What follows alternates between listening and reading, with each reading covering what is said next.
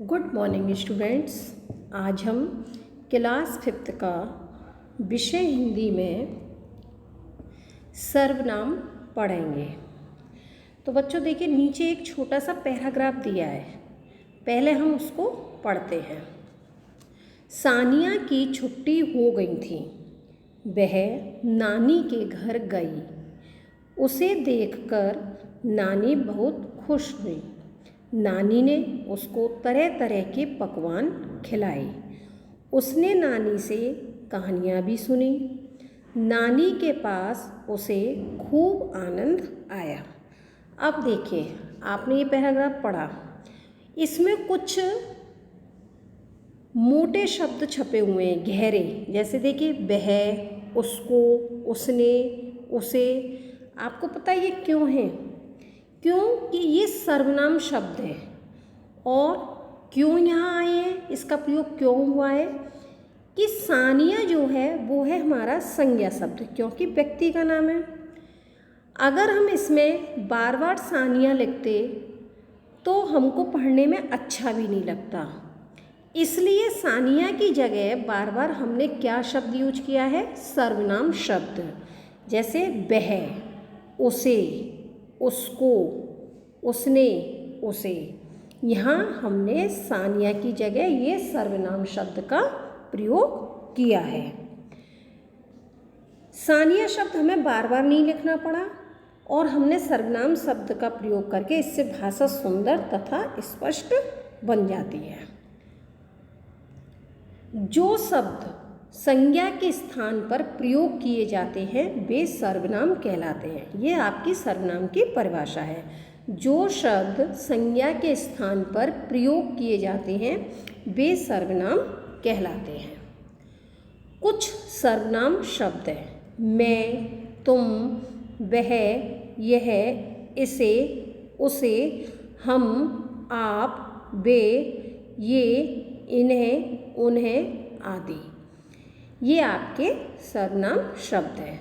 सर्वनाम का अर्थ है सबके लिए नाम, यानी सर्वनाम। सर्व का मतलब है सबके लिए नाम, यानी सर्वनाम का अर्थ है सबके लिए नाम।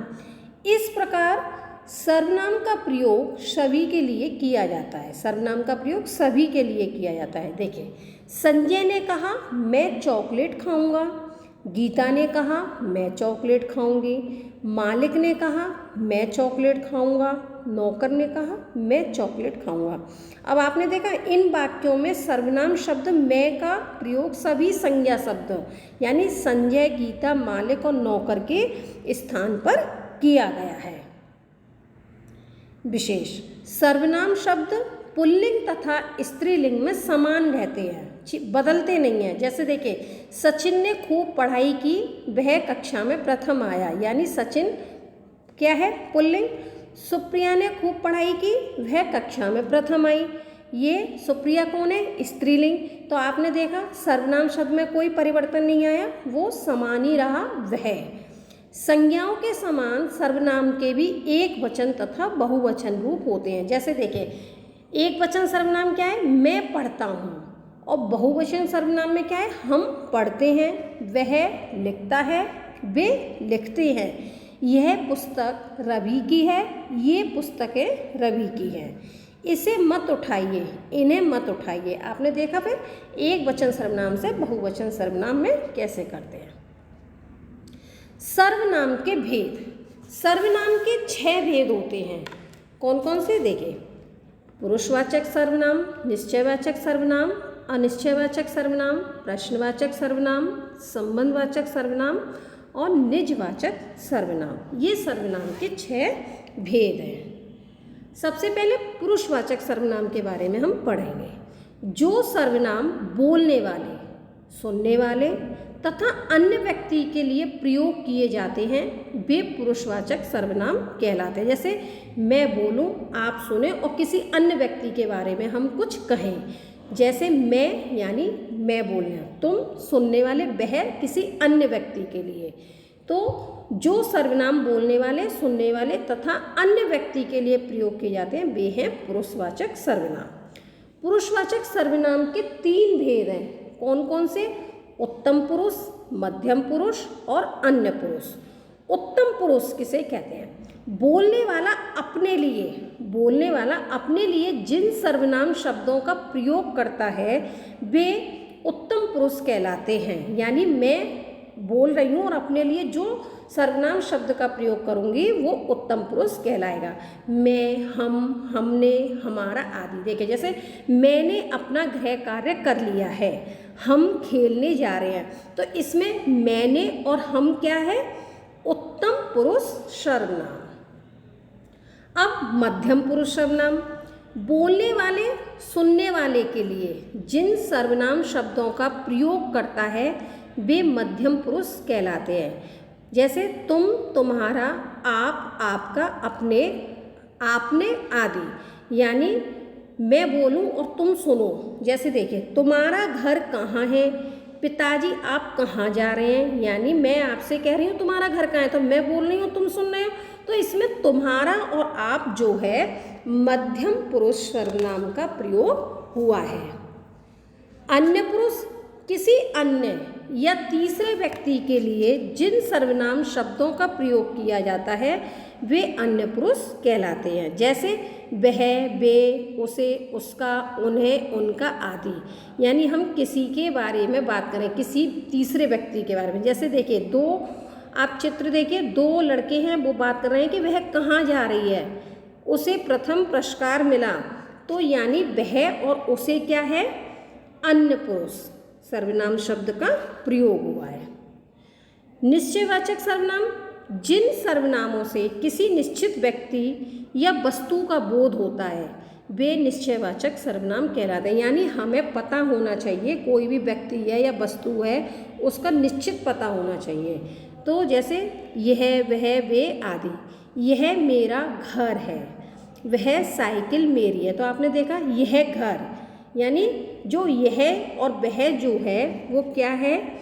हमारा कौन सा सर्वनाम है? निश्चयवाचक सर्वनाम।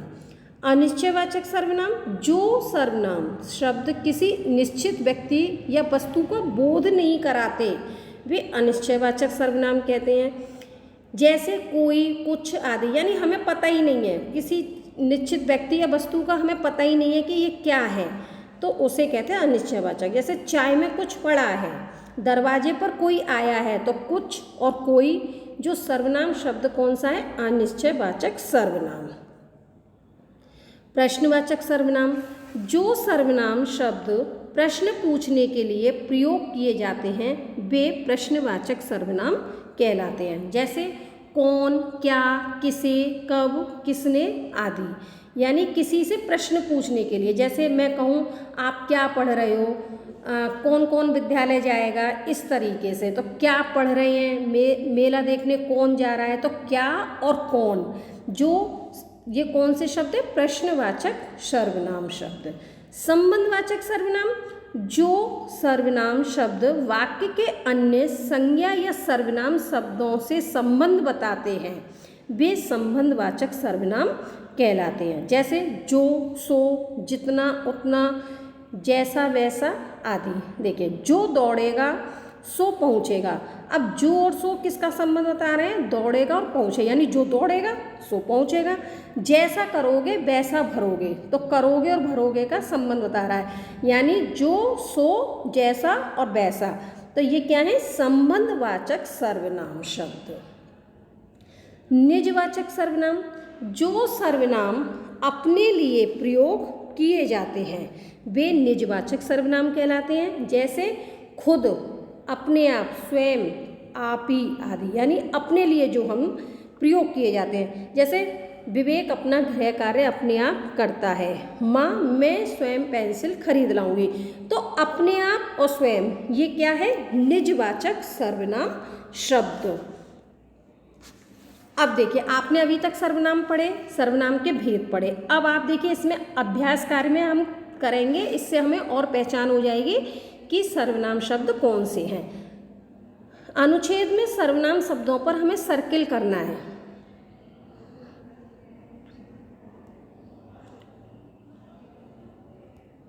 देखिए, घोड़े पर सवार बाबा भारती बोले, तुम कौन हो भाई? यानी जो घोड़े पर सवार बाबा भारती थे बोले तुम कौन हो, तो इसमें तुम जो है क्या है हमारा सर्वनाम। अपाहिज बोला मैं दुखिया हूँ, तो इसमें मैं है सर्वनाम। बाबा मेरी सहायता कीजिए, मेरी यानी ये क्या है सर्वनाम शब्द। मैं इस गांव का नहीं हूँ, तो मैं इसमें क्या है सर्वनाम। यहाँ से कुछ मील दूर के गांव में मेरा भाई रहता है, तो कुछ भी हमारा सर्वनाम है।